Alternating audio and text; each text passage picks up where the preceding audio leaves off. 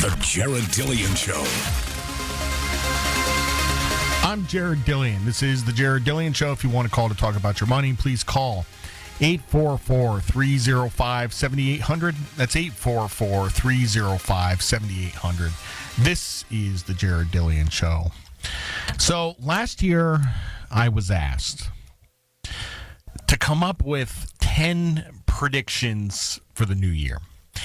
And that exercise was a complete disaster. Some of those predictions ended up being pretty good. Some of them ended up being really bad. The problem was that COVID hit, which was just a huge exogenous event and threw off all the predictions. So the predictions that ended up being correct were probably right for the wrong reasons. And the predictions that ended up being incorrect were just a disaster. So that's the problem with making predictions, is that you cannot take into account random events. I did not foresee that somebody eating bats in China would result in the stock market going down 35%.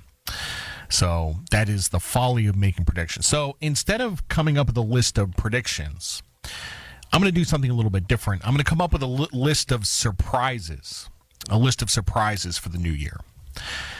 What are some surprises that we could have next year? And I'm talking about the financial markets. Now, there are some geopolitical surprises. Something could happen in the Middle East. China could take over Taiwan. A lot of people are predicting that China is becoming more aggressive. That is for sure a possibility, and a potentially bad one, because we might intervene in a situation like that. So I don't know how that would play out. But what are some financial surprises that we could have for next year? Surprise number one. The first surprise is that there will be no surprises. It will be a boring year. And the great thing about this surprise is that it will surprise everyone. There is this recency effect. People tend to predict in the future what happened in the recent past. And based on 2020, all hell broke loose all year long, and people predict that we're going to have that kind of chaos in 2021. Chances are we're going to revert to the mean. Chances are it's going to be a quiet year. And that would surprise everyone. But right now, everyone expects 2021 to be as bad or worse than 2020. So this is an entirely rational response, but the market usually does what people least expect. And if everyone is expecting that we'll have a crazy year, maybe we'll have a boring year. And, the funny thing is that if you look at where things ended up at the end of the year, we actually kind of did have a boring year. The stock market's up about 10%. Of course, there is some path dependency. It went down a lot. It went up a lot. But yeah, if you were just looking at a year-over-year growth, it's up about 10%, which is kind of unexceptional. But there was a lot of excitement in between. So I don't know what happens next year. Maybe stocks are up 10%. Maybe bonds are unchanged. And there will be nothing to talk about. Maybe there will be no crashes. Most years we don't have crashes. Maybe there will be no melt-ups. Maybe stocks are just going to kind of go sideways. Maybe volatility will be low and stable. Maybe there will be nothing interesting out of the Fed. Maybe it's just a super boring year, which I think would be welcome. I think a lot of people would welcome that because we had too much excitement this year. So that is my prediction. It's not even really a prediction. That is my surprise. My first surprise for 2021 is that we don't have an exciting year. We have a boring year. So that's surprise number one. The second big surprise is we will have higher than expected inflation. Now, if you've been listening to the Jared Dillian Show for any length of time, you know that I think that's a prediction. I think there's going to be inflation. And anybody who's read my newsletters knows my views on inflation. I think we're going to get inflation. At a minimum, I think that deflation has stopped. I think that disinflation has stopped. But it may not be a surprise to you, but it's going to be a surprise to a lot of people. And we did experience some inflation during the pandemic. We had some food inflation. So it could be a surprise for a lot of people. And the theory behind this, and there is an economic theory behind this, the theory behind this is that we will get an increase in money velocity due to pent-up demand and accumulated household savings. People have saved up a lot of money during the pandemic, and if that is released out into the economy, you have more money chasing the same amount of goods. All the stimulus money we've dumped into the economy, and we continue to dump in the economy, the PPP loans, the unemployment benefits, and the stimulus checks, all of that money will find its way into the market. So what level of inflation would be a big surprise next year?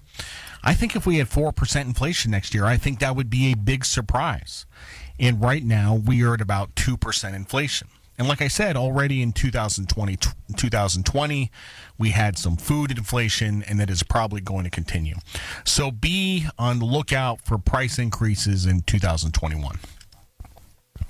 The next big surprise is what I like to call the Great Moderation. Something we've talked about on the show before, how politics will become less polarized and people will move towards the middle. I truly believe this is going to happen. Politics will become less polarized and people will move towards the middle.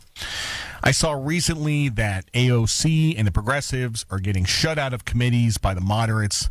This sort of thing will continue to happen in the future. Matthew McConaughey, who was not a politician, he's an actor, he went on Twitter and he called himself an aggressive centrist, and he's calling out the polarization on both sides. We've reached peak polarization, and now we are starting to move towards the middle. And one of the reasons I have high confidence that this is going to happen is because it is already happening. Go back 6 months ago, what was happening? We had left-right street battles where people were getting killed. That was the peak of polarization. So we are already down from that.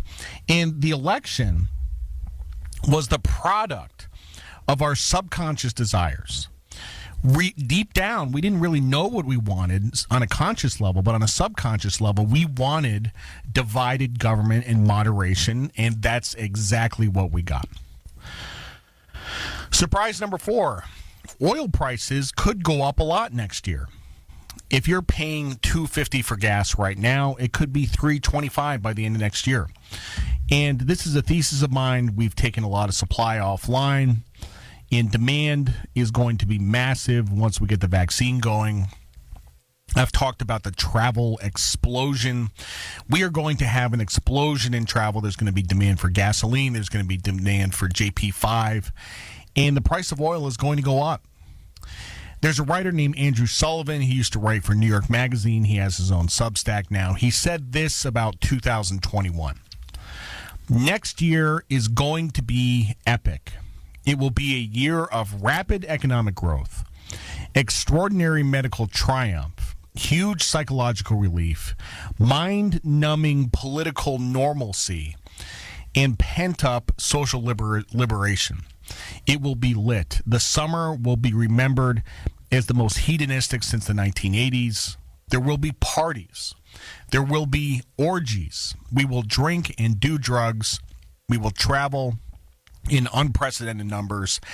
And after a grim year of withdrawal, fear, anxiety, and solitude, we will become human again. So that feeds into the thesis. We will travel in unprecedented numbers. That is going to happen. And if you figure that about 3 million people were traveling a day prior to the pandemic, imagine if we go to 4 million people. By the way, airline fares are going to go up. The ticket that I got to Miami was exceptionally cheap. I got a round trip first class ticket for $480. It's insane. That's unsustainable. Airline fares are going to go up. And if you have any travel plans, my suggestion is to book them now. Book them now because I think the airlines also got rid of their change fees. And finally, the 5th surprise of 2021 will be that the Fed starts moving in a hawkish direction prematurely. And maybe that is because of inflation. Although they've said they will tolerate higher inflation, maybe it is because of asset markets heating up, and asset markets are definitely heating up. So what would this look like? Well, it could be just words. One thing they could do is they could stop buying the bond ETFs, or they could slow down corporate bond purchases. Maybe they slow down purchases of mortgages because they already own a third of the mortgage market. Maybe they slow down or stop QE altogether. And like I said, this is unlikely because the Fed has said that it is willing to tolerate higher inflation. And if you remember the whole discussion about that, we talked about it on the show many months ago. But they said they want inflation to average 2%. They don't want a hard target of 2%.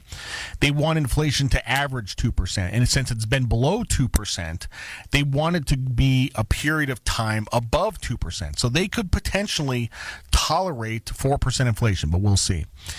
Keep in mind that the slightest slowdown in monetary easing is going to spook the market, and then we won't have a boring year anymore. And I don't really think we're going to have a boring year. It's pretty rare that we have a boring year. But if we do have a boring year and the market does well, then terrific, because we deserve it after all we went through this year. Of course, the biggest surprise is something that we didn't expect at all. Like I said, maybe China becomes more aggressive and invades Taiwan. Or maybe something happens in the Middle East, but you can't plan for these sorts of things. You can only react to them. And stick with the plan, do the awesome portfolio, and everything will be fine. I'm Jared Dillian. This is The Jared Dillian Show.